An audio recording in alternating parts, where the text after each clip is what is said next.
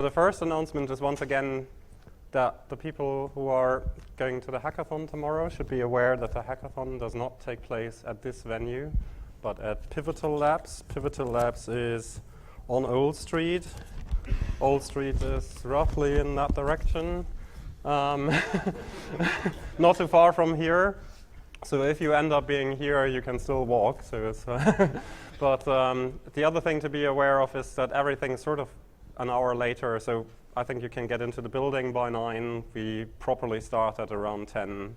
So it's a bit more relaxed in the mornings. That's that.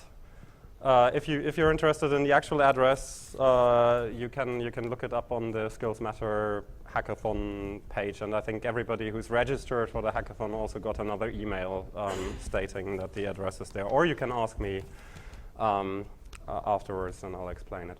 So the other thing I wanted to announce is that there is going to be a Haskell Exchange 2016. Probably in the same format, 2 days again. It's going to be on Thursday the 6th and Friday the 7th of October here in 2016. And you can register now for £95. So it's open and it's online. Obviously, the program will take some time to put together. If you want to be a speaker, even though there is no formal call for papers yet, by all means contact me or one of the other people who were on the program committee. We are looking for people desperately. Okay, so the park bench discussion works as follows. We have 4 people up here that all of you know. That's just to make it easier to start to ask questions. I mean, it's absolutely the idea that you'll end up here sooner or later. But they have all been speakers. It's Francesco, Johan, Nick, and Lars. And you can ask any question that you like. I mean, they can, of course, refuse to answer. You can ask about Haskell, about category theory, about Scala, about JavaScript, about... Maybe not category theory. No. Well, about the future of Haskell, about the past of Haskell, about dependent types, about London. I don't know. You can, yeah, I mean... But the point is, everybody can ask a question, the panel can answer. If somebody states an opinion rather than asking a question, they are invited to explain their opinion up here. So as soon as anybody states an opinion from the audience, I'll send them, or Ollie will send them up to the front, and the person who has been longest on the panel will rotate out. And initially, we'll assume, for simplicity, that sort of left to right is the order, so Francesco will be gone first. But people can rotate in multiple times. So if you want to be on the panel, it's very easy. You just you just say, I believe I should be on the panel. That's an opinion, and you get here. Right? It's very simple rules. Okay? Any questions? More opinions. To start with. Yes. So there seems to have been a trend at the moment to try and clean up the base libraries, which has actually introduced quite a lot of breaking changes. And yeah, you saw this question coming. Yeah? So I wonder if people agree that this is a good trend, or if we should maybe slow down, or if we really shouldn't have even started doing this in the first place. Okay, so maybe I should give some context here. The latest proposed change is to take... Actually, wait, let's take a bit. We've, as many of you know, we've introduced in 7.10, well, I haven't, but they've introduced in 7.10 constraint, like an applicative constraint for monad, right? And this, many people have been wanting this for a long time, and people have introduced it. Some people were happy, some people were unhappy. But recently, there was another proposed change, which made some people unhappier, arguably, which is to move return out of monad. So right now is just, there is a default definition, return equals pure, but there is a proposal to move it out of monad so that this will break every monad instance out there, all of them, which is quite, I mean, it's a big break. So what are the objections to this? Like, The biggest objection is that it breaks every code, right? And the advantages are arguably quite slim. Right, there are many opinions. Like there's one current of people who want to see Haskell being used in these huge code bases with possibly millions, tens of millions of lines of code. And in these situations, this sort of breakages for languages are they're not going to fly. I mean, I think this is the strongest point. It's just not possible to work in these environments while this sort of stuff is happening, right? And like I think that's very reasonable. I also think that we need to be able to make breaking changes. I'm not too decided myself on this, but I think that in this specific case, I'm against simply because I'm not clear on the advantages here. I really don't know of one big win here. So I would rather not have this change. But I think that in general, we sort of need to decide, do we want to plan the language development for a future where Google uses Haskell and they've got 100 million size of Haskell? Do we want this sort of stuff to happen? Do we want to work towards that, or do we want to work towards making the perfect language, toward language research, towards trying to figure out what the perfect programming language is? I think there are two sort of different goals, and some people want the perfect language, and some people want to have fun with the language. Some people want to see Haskell in place of C++ or Java, and if we want Haskell to be used as Java, we cannot break all the monad instances that there are.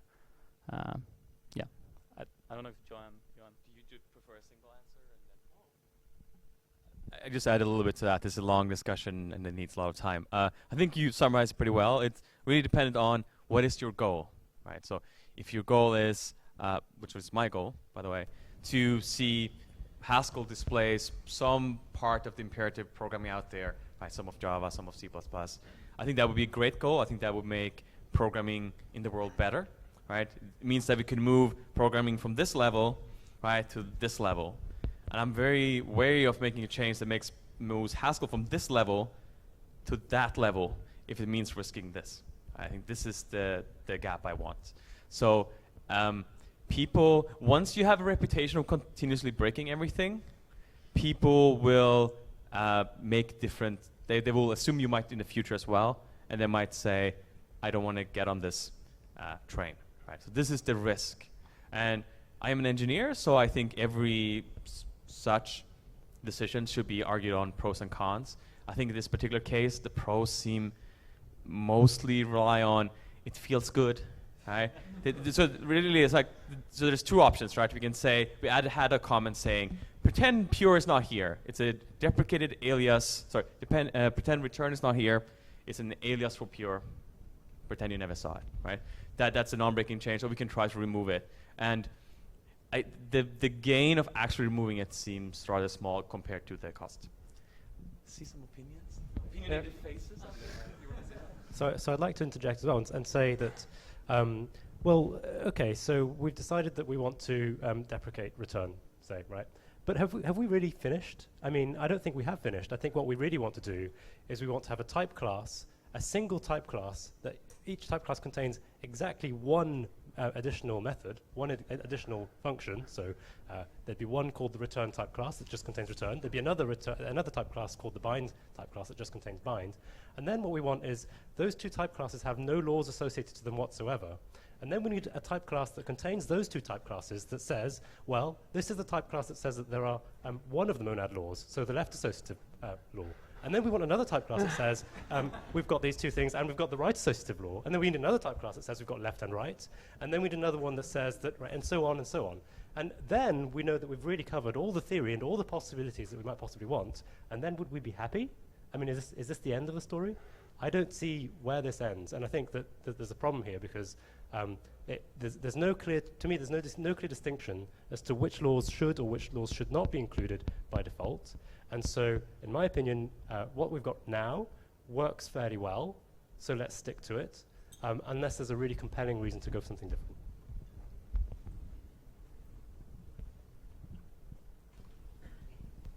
Sorry, no opinion for me today, but is there any benefit to bringing semi-group into base?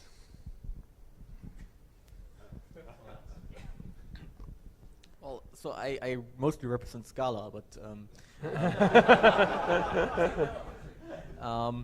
but I think it's actually, so I've been following these discussions as well, and I think it's a really good idea because it kind of feels, so I've programmed in Haskell obviously, and I've also written some significant code, probably not as significant as my co-panelists, but it kind of feels artificial that there's a monoid in there, but not a semigroup. And going back to the previous question, essentially, I mean, this is also a breaking change. Right? You know, introducing a new superclass constraint is a breaking change in Haskell, and so maybe it's a good time when when introducing these changes, if there should be other proposals which are more pressing, to introduce in the language that further changes, like future changes of that sort, are not going to break everything. So, and another small point. So, Scala has had this reputation of breaking everything all the time. Essentially, in pre 2.9 days, which were I think around 2011 or something like that. And we have managed to alleviate this at some point because TypeSafe sprung into existence, and they actually cared about business customers, and they kind of had this.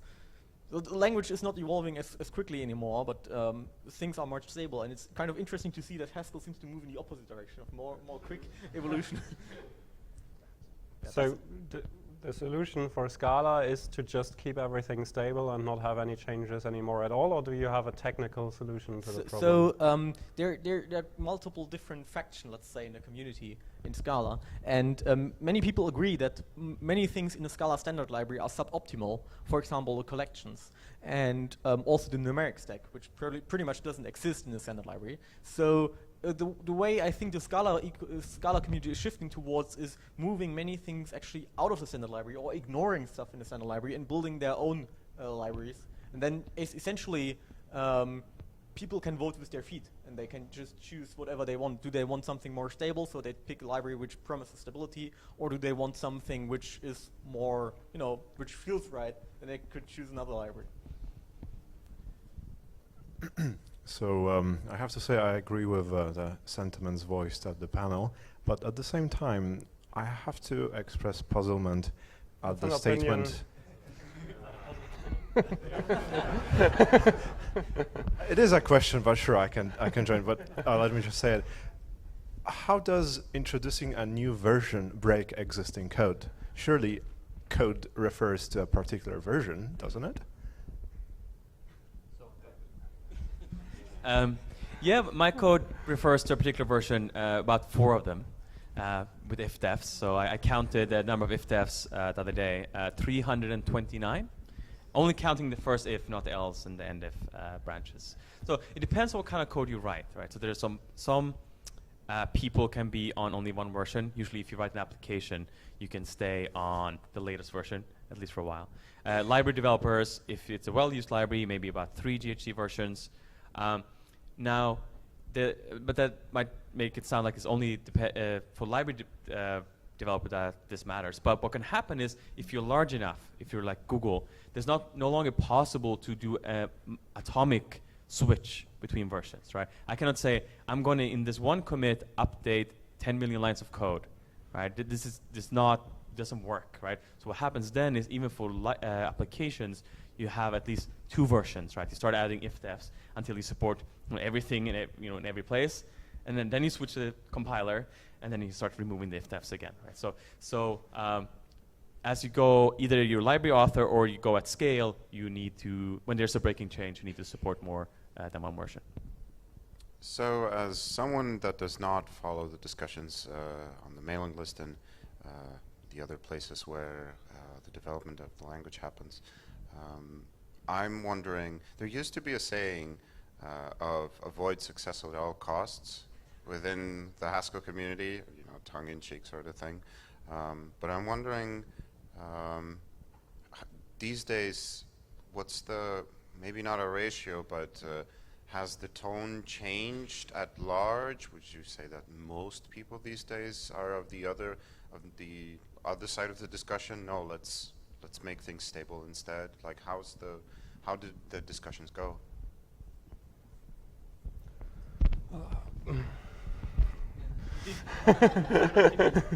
Yeah, sorry, Johan.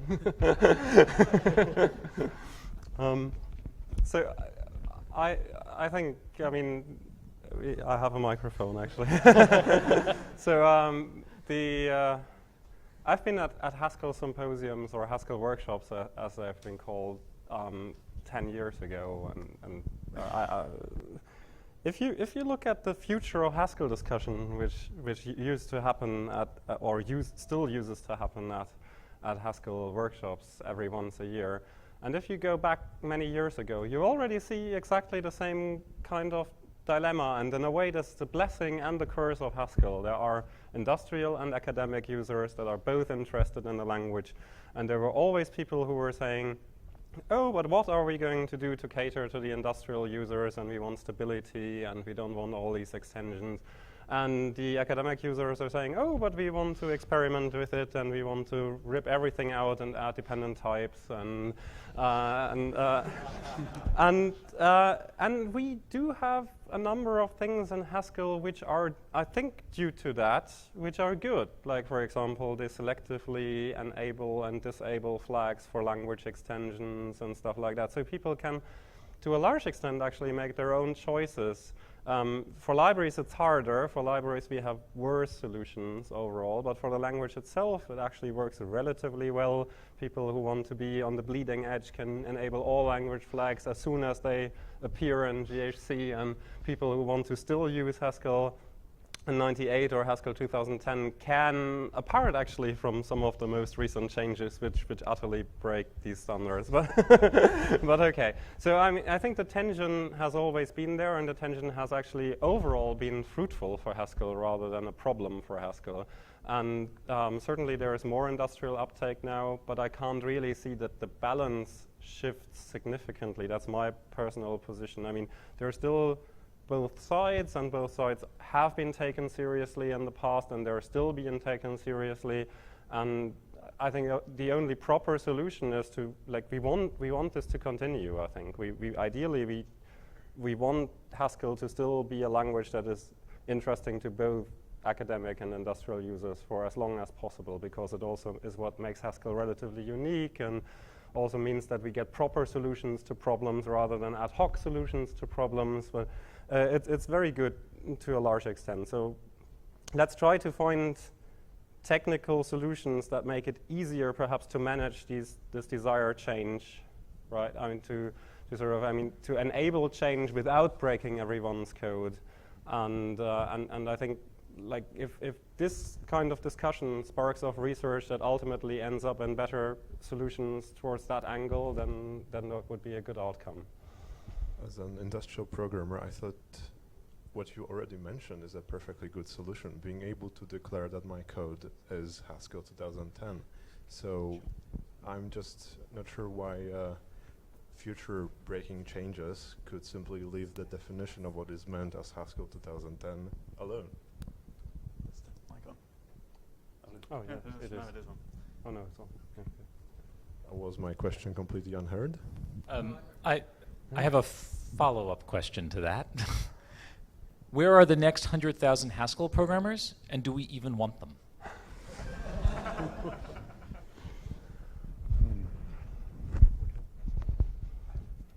I feel I should take this question because last year at Haskell Symposium, a couple of colleagues and me, we had a paper called The Next 900 Haskell Programmers, I think. So are you talking about, fresh Haskell programmers from academia or from industry, or could you just clarify that a little bit? I guess that question is part of the question. I mean, do we want this community, the community of programmers of Haskell, not the people who come to Skills Exchange? It would be kind of big fill in here. Do we want that to grow by 100,000 programmers, which strikes me as a modest number? I don't know if that was an opinion. How do we get those people to program in Haskell, or to come to functional programming at all? Or seriously, I know I want them, but do you guys want them? Do we want them? Do we want them here?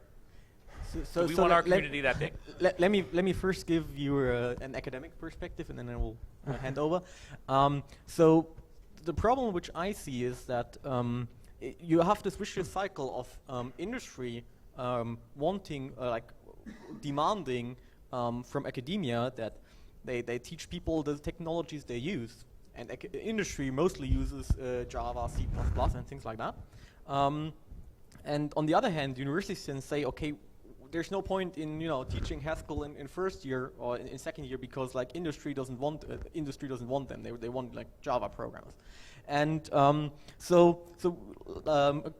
for in our university in Munich in the second year they teach functional programming, and we did it with Haskell, and now these days it's OCaml, and we have found that it's quite a problem to, when people get first exposed to Java, especially students which may or may not have a lot of programming experience before, and it takes them quite some time to, let's say, re-educate them to the Haskell or functional way of thinking. But from these 900 students we had over all these years, I would say that around 10% of them, or maybe 20%, have seen the light, essentially.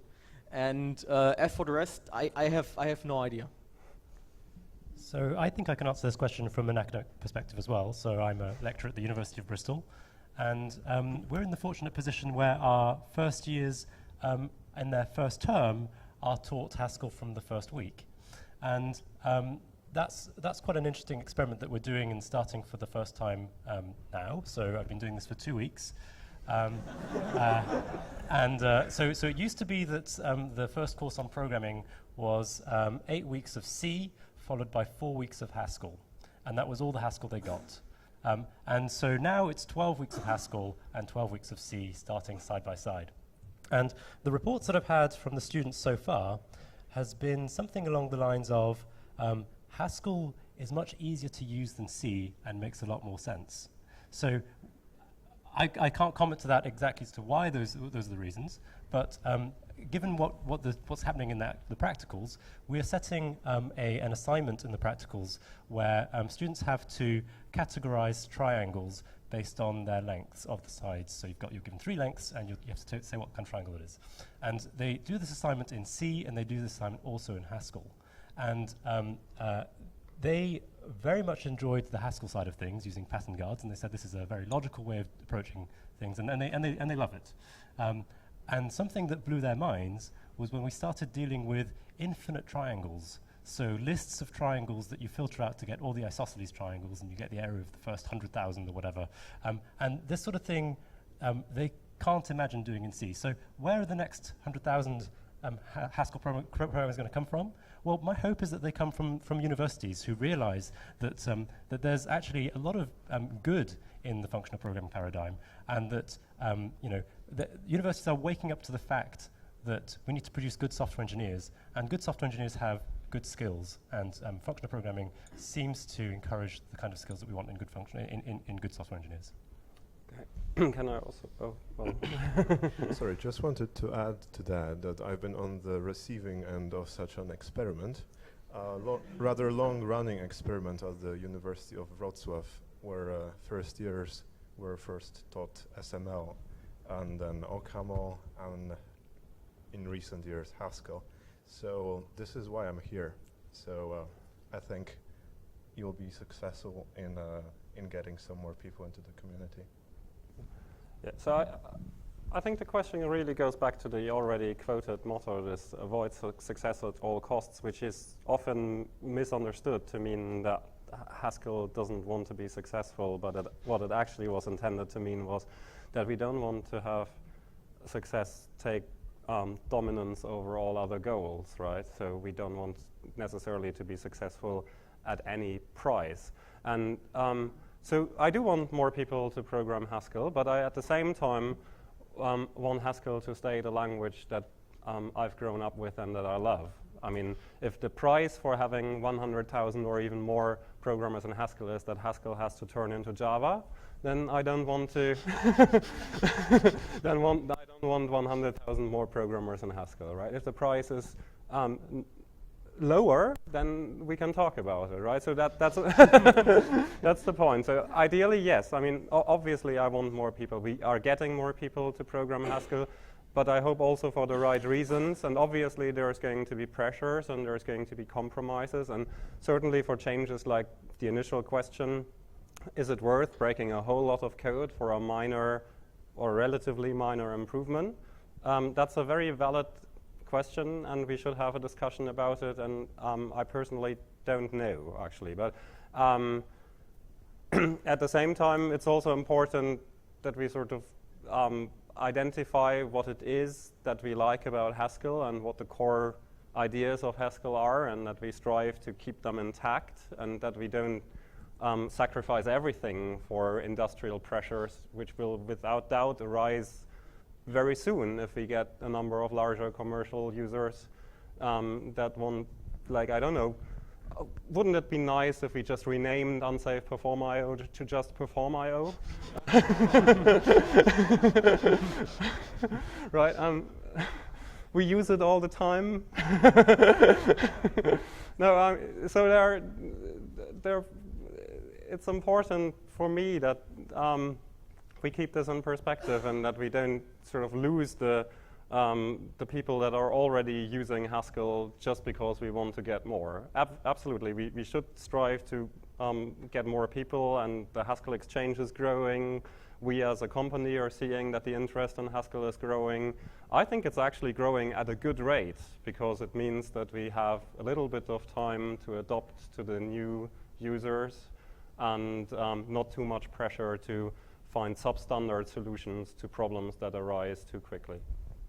Okay. The thing I wanted to say is that I don't think anybody's arguing against innovation. It's just about arguing against small changes with no clear advantages that like break stuff. I mean, this was just, yeah. But yeah. Yeah, that's definitely an opinion, Francesco. Cool. No. No. Sure. Someone, I don't care. Please, someone, just take that place. I use Haskell for game programming, and I've released games for Android written in Haskell, commercial games. And I'm interested in GAC's backends. There's a GAC backend for Android that is not officially supported. And I think it's based on 7.8. It's not even a fork of 7.10. How do you see this? I mean, iOS, I think, is supported, but not fully supported. I'm not sure the iOS backend is up to date, but we're on the verge of having the first, well, one of the few functional languages that just runs everywhere. It can do server-side, it can do client-side, it can be compiled to JavaScript, it can run on Android, iOS, whatever. So do you see this becoming a priority? How many people would it take to make it a priority? From my perspective, I think what people are underestimating is the amount of manpower that GHC as a project has. I mean, GHC has a fantastic number of contributors, but they're all, to a large extent, they're all volunteers. And the few people that are actually paid to some extent in order to work on GHC spend most of their time managing those changes and making sure that the people who actually want to contribute can contribute what they want. And they're basically not enough of them, right? I mean, if we need in a way two things in order to make GHC better in a fundamental way, and that is either volunteers who are willing to do boring work, like rather than implementing a cool new type system feature, just do management work, to help other people do what they want, do this kind of organization of the community, this sort of stuff, or companies who sort of, or say, we are willing to fund somebody, to actually pay somebody to do this. Because, I mean, there is a lot of work that we need to do. I mean, Leite is doing fantastic work on GHC.js, but he's doing it all in his free time, and he's one person, right? So, and there's only so much he can do, even though he's a brilliant guy, right? And in order to do an iOS backend and an Android backend, and everybody would love to see that, but I don't see that happening with the current way the community is structured, unless there is somebody willing to invest real money and spend some funding. Or there are more people coming forward and actually doing this kind of more boring kind of work. But one of the two things needs to happen in order to improve the number of GHC developers. Because, I mean, all these projects need developers. And they don't need exclusively developers that are interested in implementing their hobby project. I mean, that's cool, right? But I mean, the more people of that sort there are, the more other work accumulates that nobody ever wants to do. I think we have a follow-up on that. Well, I would like to know more. I mean, how many people? How much? I'm not offering. How many people? How much money? We need, or yeah, to get this. Oh, well, I don't think you need very much, because, I mean, ultimately, it's not that you have to hire someone in a particular company. You have to look at, like, how much would somebody cost, right? I mean, and I think there would be people willing to do this kind of job if they would be paid for relatively little. Can I just say, as many and as much as you can spare, because it's not only GHC which could use some help. For example, there's also Cabal. There's also a Cabal hackathon coming up, I believe, which... It's not just a Cabal hackathon. Right. Yeah. There is a hackathon. So, you know, volunteers would be very welcome. So as a follow-up question, how do we do better about soliciting more people to contribute and then helping to direct them into, you know, where their strengths are going to be and where people feel they need things done? How do we manage to scale up this volunteer infrastructure to meet the growth that people want to see? And if people have any ideas about how to make that happen, I'd love to hear it.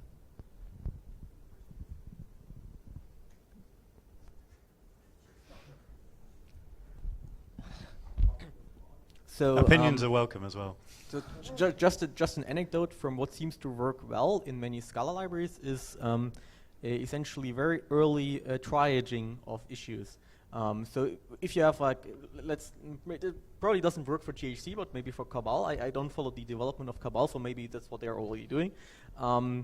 So many Scala libraries have, which are in GitHub, have started, you know, collecting issues, and you know, even if no one actually right now is working on it, but just like create an issue because we need this feature, and then triaging, you know, this is a low-hanging fruit, or this is a beginner issue, or just having a tag on GitHub which says this issue will be mentored. So if there's someone coming up wants to solve it, they might be overwhelmed. So they might think, okay, I'm not going to be able to do that, although there's this low-hanging fruit label.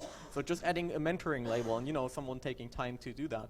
And this also, I think that has been inspired by Rust. I think the Rust development works in much the same way. And I think the Rust project is enjoying a lot of volunteers who get you know, fixed with the project in that way. So that's just an anecdote. I don't know how it works for Cabal right now. No, I think just in general it's a really good idea, and in particular the mentoring stuff. I mean, we have people for various projects which are already doing some of the triaging, but we need more, I think, for all projects. But the mentoring aspect is very good. So if you're actually if you actually are one of the people who have already worked on GHC once, and you have time from time to time, or on Cabal or on Hackett or on anything, and you have from time to time find some free time in order to fix some easy things, it's actually worth even more if you take the same time to explain to somebody else how to fix these easy things rather than to do it yourself, because that will increase the overall number of people who can contribute. So. So I hope it won't be an opinion. So I think run. That's a hope that qualifies as well. I run a Haskell meetup, and in like a few meetings, we became one of the biggest meetups in the city. So what we notice is that there is a terrible lot of interest in Haskell and in functional languages themselves, but there is a very limited number of people who are actually willing to step up and give a talk. And so maybe this could be an idea to engage the industry or whatever, if there was a list of people who are willing to talk at such events or travel, even if it may be funded or not, doesn't matter, that would be much better to actually, you know, bring more people in because learning from a physical human being is easier. But to make it a question, do you feel that there is any other way that, you know, more people from the industry can be brought in? We'll answer that, but you should still come here. So, so the question is, how do we bring more people from the industry to talk about Haskell to other people? Yeah, talking specifically, but also just engage in this. So I actually think, maybe I'm thinking about myself, and this is a terrible idea, but I think that people are quite willing to talk about Haskell, actually. I mean, okay, I think that what you say is true. Like, if we have succeeded at all in Haskell, I think the cool factor of Haskell is a huge part. Yeah. Like, this is definitely true. I mean, we should keep that in mind, I think. But in my experience, like, people are willing to step up. Like, some people are, like, love to actually talk about Haskell, right? And I mean, I think we should cherish those people. But in general, it's not a community which is made out of of kind of loners who like to do their own thing and then don't show up at meetups. And that, I mean, that I have in mind a lot of people. Considering how small the community is, I know loads of people who I see all the time in these sort of events and always offer to speak up. So, I think that Haskell is in a pretty good spot. Maybe we should have this list. Maybe this is a good idea. Travel is a bit of a problem. But have you tried to invite people and they said no? Well, I haven't explicitly invited anyone because I didn't know where to look. But yeah, I know. And another thing that I guess I see happening in industry is that you may suggest Haskell for a project, but then you have people saying, okay, but if we go to Haskell, we won't find any Haskell programmers and stuff like that. And I can tell them that that's not true, but there is no, link I can give them. There is no data I can show, and so on and so forth. So it's just, I guess, a series of random ideas to maybe engage the industry more. Well, doesn't FP Complete have these case studies? Yeah, well, yeah. This has come up a number of times previously, and the answer is that you as the community, if you're a Haskell programmer, advertise that fact. Start a blog, write a technical blog post. Maybe just mention the fact that you like to use Haskell on your CV. So make yourself visible. This is the only way to convince employers that the people are out there, that they actually consider working in Haskell to be a perk. People have trouble hiring. It is well known that it's difficult to hire good people. Employers are using very strange methods to find good people. They're kind of desperate. So if employers know that people interested in Haskell, well, they make good employees. Yeah, I don't really have a point here. Sorry, I didn't want to interrupt you. I just wanted to point out that there are lots of people that are... Oh yeah, I just want to say, as someone who spoke here today, not today, yesterday, I don't think I would have spoken here unless Andres suggested it might be a good idea that I speak here. I mean, many people have projects they don't consider to be interesting enough for this event like this, but in reality, it probably is interesting. I mean, you should just submit a talk, and you never know what's going to happen. Yeah. I hear an opinion. No. Yeah, that's okay. Yeah. So I can use the gap to add one more thing. I mean, what was said is very valid, and you should have try to have high-profile speakers. Perhaps we even should have a list of people who are willing to talk. But I also see quite often with Haskell meetups that because they usually start due to a reason. For example, a reason might be that, I don't know, Simon Peyton-Jones is visiting the city, and then you start your initial meetup with Simon Peyton-Jones giving a talk, and then there is nothing you can follow that up with. Right, and you should not set the bar too high if you're organizing a Haskell meetup. I mean, you should try to create a sustainable meetup where you are willing, very deliberately willing, also to have talks from beginners, talks which are just about problems, talks about writing very, very simple programs. It doesn't always have to be somebody who is well known in the community or who travels from far away or somebody who has endless experience with Haskell already, because often the most interesting discussions arise from just very naive questions, and that's a lot of fun. right? And you should just try to have a mixture and not try to aim to always have to like find somebody who is like even better or even more respected, because that way is not going to work very long. I completely agree that every once in a while you should, and some industrial users you will probably better convince by such talks. I mean, but I think we're going to take another question. Yeah. Go ahead. Is there anyone here who hires Haskell programmers who can comment? We're looking, there are 3 positions to fill. So we are hiring Haskell programmers. And it's easy. I mean, right now we're still at the stage where if you post a Haskell job listing, you get way more applicants than you can possibly satisfy. I don't know how long this is going to last, but right now there are way more programmers that want to work with Haskell than there are Haskell there are Haskell jobs. So right now, if anything, it's a problem if somebody wants to work for it. It's not a problem for the employer. It's more for if a person wants to use Haskell and get paid for it. That's trouble. But the employer who wants Haskell programmers, yeah, I'm not the one doing the hiring actually, but they tell me that they get way too many applicants. Like so. Hiring for remote work.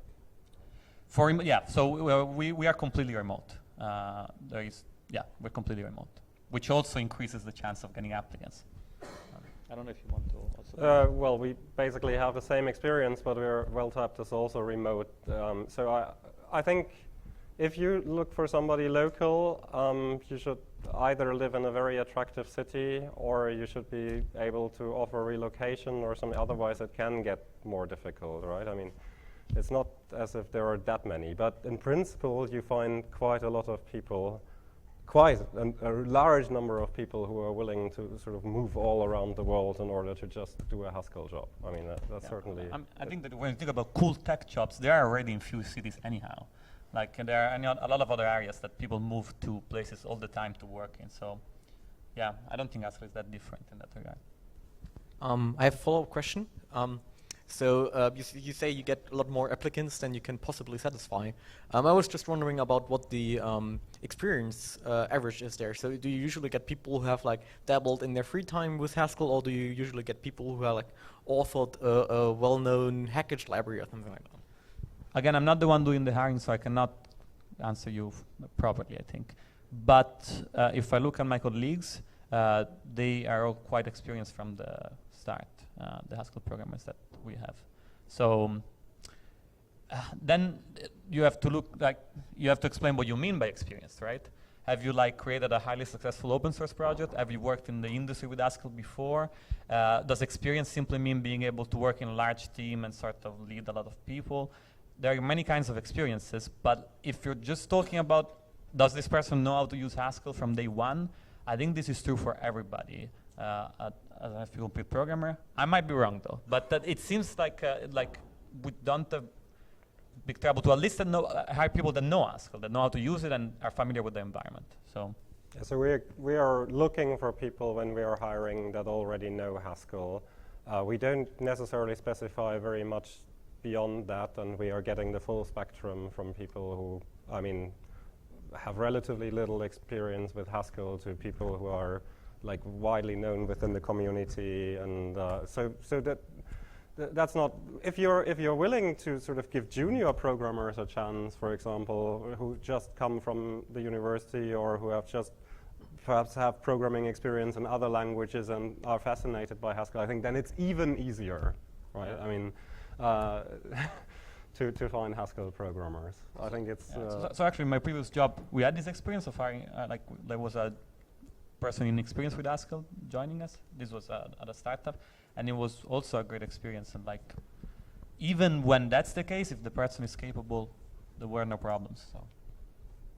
Can I throw a quick opinion? We can hire lots of Haskell programmers. I work at Google. None of us are allowed to program in Haskell. That's still an opinion. Yeah. I think no problem hiring them. I will start with an opinion very fast. Regarding the outreach, there's a functional programming meetup in Paris. We have 700 members. If you are around, please show up to give a talk. Here is 800 Haskell folks. So my question was, it's very simple.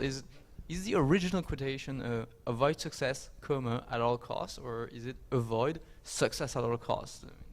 That's maybe not original, but that's a point to make. I think it's the latter, but I'm not the right person to answer. So I'm a newcomer to Haskell. I think Simon PJ explained at several occasions that it was supposed to mean avoid success at all costs. But he should explain himself. He's unfortunately not here today. Wasn't that an opinion about his meetup? That's actually right, I guess. Come. I'm the organizer of the Vienna Haskell meetup, and also struggling for talks. So if I have several brilliant guys out there, what suggestions for topic talks for beginners would you recommend? Also with a perspective on what the Haskell community needs. So as the before mentioned, beginners maybe filling in tasks on GHC or the tooling around it. I can answer the first one. So I'm one of the co-organizers of the monthly Haskell meetup in Silicon Valley, as well as the yearly BayHack hackathon there. I will tell you, we have to have less talks about Agda and how wonderful it might be for us, and we have to have less talks about how you can do incredibly crazy things with the type system, and we have to have more talks about how do you do this straightforward thing in Haskell? Like, what's the right, nice, clear pattern, and show me how to do it. And we're very lucky in the Bay Area. We have Connell Elliott, who gives these talks where you walk out and feel like, wow. But we need more of that. But we also need a lot more of the basic stuff. This was wonderful, and it's great, it's app, but I had colleagues at Google who I said, you might want to come to this thing, and they looked at it and said, I wouldn't understand a single word that was said there. And these are smart programmers who even have exposure to Haskell, but to them the level of the talks was all way too high.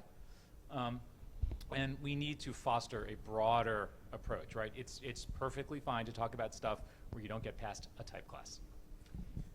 I would like to add something to that, because when we talk about Haskell, we talk about many things, and one of which is lambda calculus, and that's pretty universal, and you can pitch that to anyone.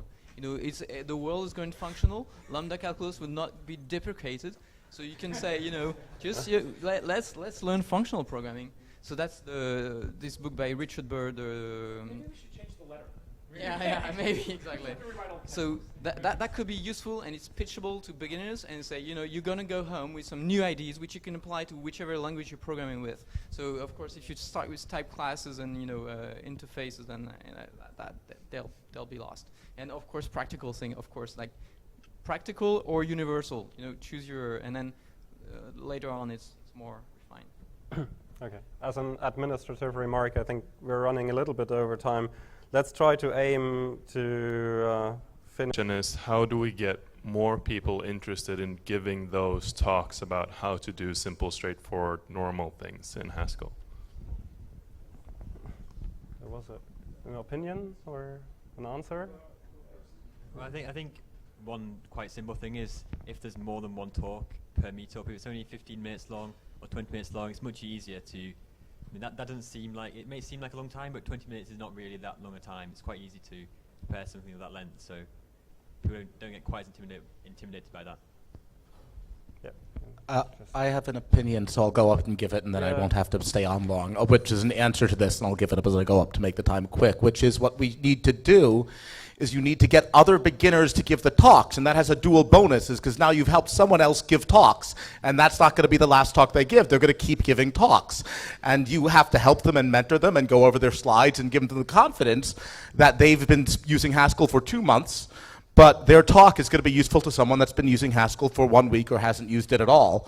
And so I think the best way to have good beginner talks is to teach other beginners how to give talks.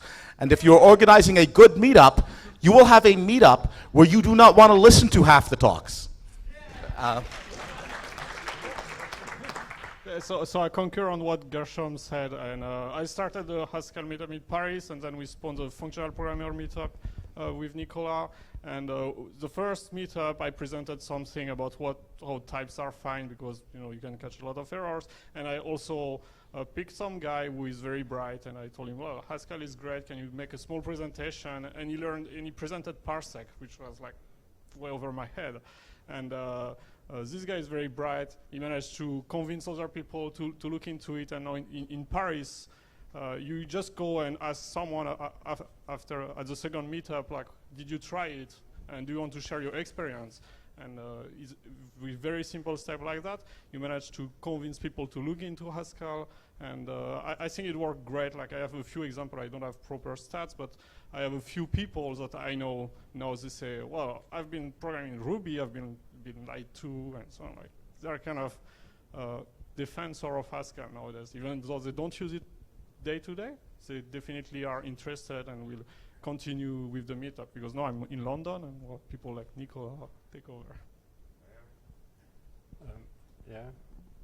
As a follow-up to was just said, over in Stockholm, the Haskell group that me and another couple of guys organize, we sort of came to the conclusion that 15-minute talks at most seem like the absolute sweet spot. And not just because the potential for someone who is not understanding, like maybe the talk is too hard for them, maybe it's too complicated, or maybe it's too easy for them. There's no risk of boredom if it does not surpass 15 minutes. Now, that's only the first thing. On top of that, intimidation of doing a talk almost subsides if you just tell people that, yeah, your lightning talk that you don't have to put that much effort into is not going to be that much shorter than the longest one. That, therefore, making people able to feel that, yeah, I can be a part of that. Because just as was also mentioned here a second ago, it's mostly about not blowing people's minds all the time. It's about making it accessible, and Haskell can be accessible to those that are interested. If they come to your talk, they're already into the talk night, they're already interested. They will put in the effort of having a look at, well, how could I run those 3-4 commands to make it print out something cool? That's all that's necessary for a talk. And like just setting the bar lower and lower, not in the respect of how interesting the talk is, but rather in like what is necessary for it to qualify as a talk. That's the target to go for. Okay. That probably should put me on the chair. Yeah, but I think we should probably finish. Perhaps, I mean, one very final question, if there is still one.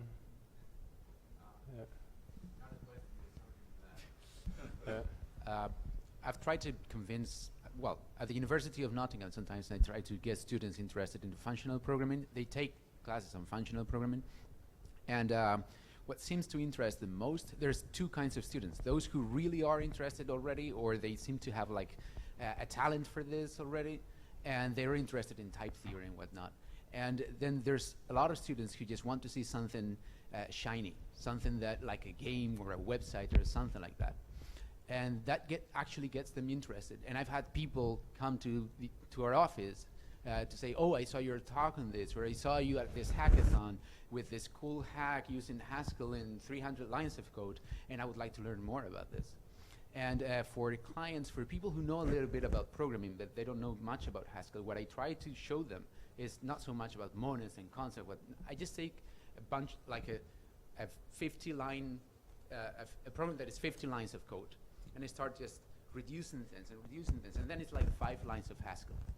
And that really gets them interested. I don't know if it will work for everybody, but it does work for me. Okay. I think we should come to an end. Obviously, I mean, I hope you'll just continue these discussions in the pub or somewhere else tonight. I want to thank everyone for having been here. I hope that you'll all either be there tomorrow or come back next year.